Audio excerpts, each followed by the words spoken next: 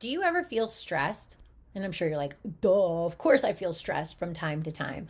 All right, so I'm going to talk to you about some strategies for dealing with your stress and also why stress is so bad.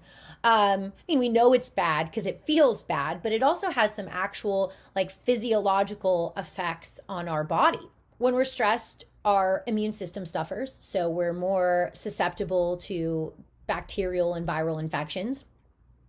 Stress increases our blood pressure and can have long-term negative effects on the cardiovascular system.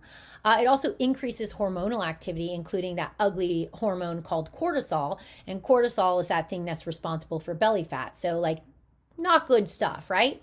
So, how do we deal with stress? Well, a lot of the methods for dealing with stress resemble some of the methods we use for dealing with anxiety, because I guess you could say that stress and anxiety are kind of sisters. One thing I like to do is like look for something you can control. Anxiety has to do with like a fear oriented state about the future, feeling uneasy or uncertain. That essentially means you feel like you have no sense of control. Similarly, when we're stressed, it often helps if we can find an area of our life where we do have control.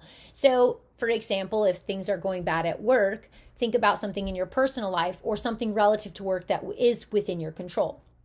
In a similar vein, trying to find things that boost our sense of self-esteem. So again, if things suck at work and that's my biggest form of stress, my self-esteem relative to work might be suffering. So what other sources of self-esteem might be available to me to make me feel more confident? Because that confidence also helps my ability to manage the stress in this other arena. A big thing we can learn to do is to adopt a optimistic view on things, and that might be harder for some than others. If you are the glass is half empty type person, try to look for a silver lining. There's a silver lining in every situation.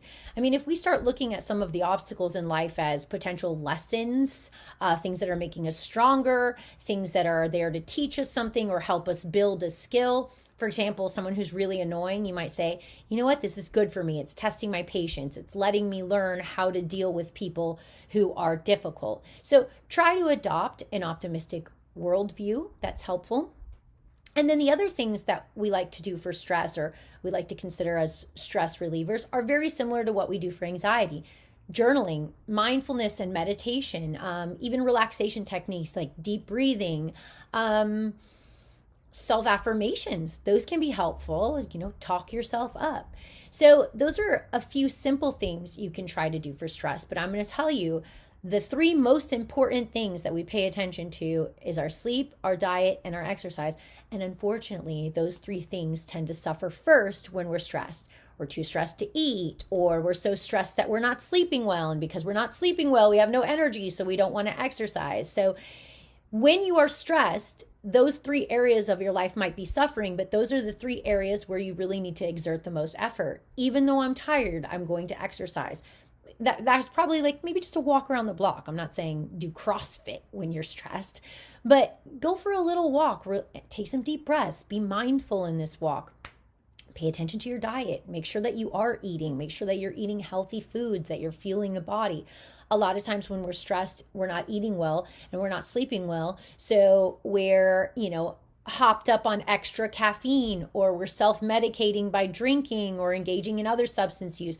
All of those things compound the effects of stress. They don't make it better. It might feel better in the moment, but it's not doing you any favors in the long run. So make sure that when you're stressed, you stay on top of sleep, diet, and exercise.